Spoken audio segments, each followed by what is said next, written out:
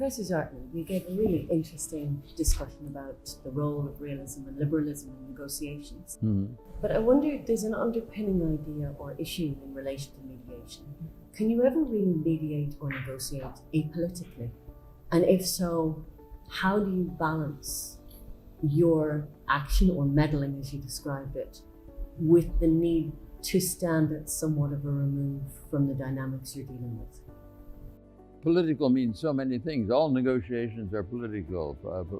Politics has to do with power. By political, you mean partisan. That is, by being, can a mediator be neutral in helping the sides arrive at an agreement between themselves? A friend of mine once, an ambassador in Rhodesia once, said, we don't care what they arrive at as long as it satisfies them, the two parties. Mediator is simply the grease on the wheels that makes the thing happen.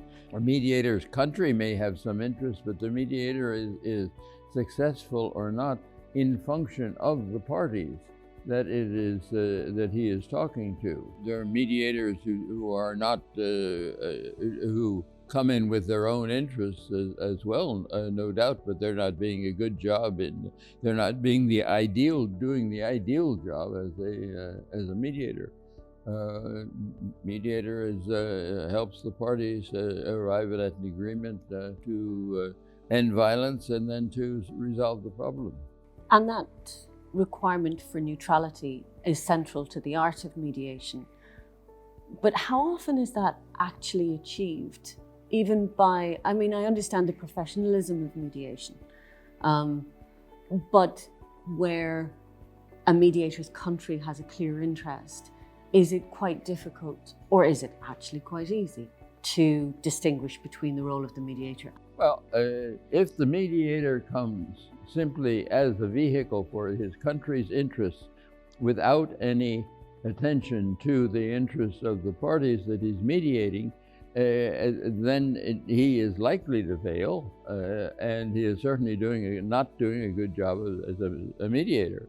The mediators, one has to separate the two. A mediator comes from a country with interests, but the mediator still may try to be is required to be independent and work with the country's interests. Look at Kissinger, first of all, in regard to the withdrawals. Kissinger's purpose was to start a process going and getting Israelis on the other side of the Suez Canal and then gradually moving away out of Egyptian territory.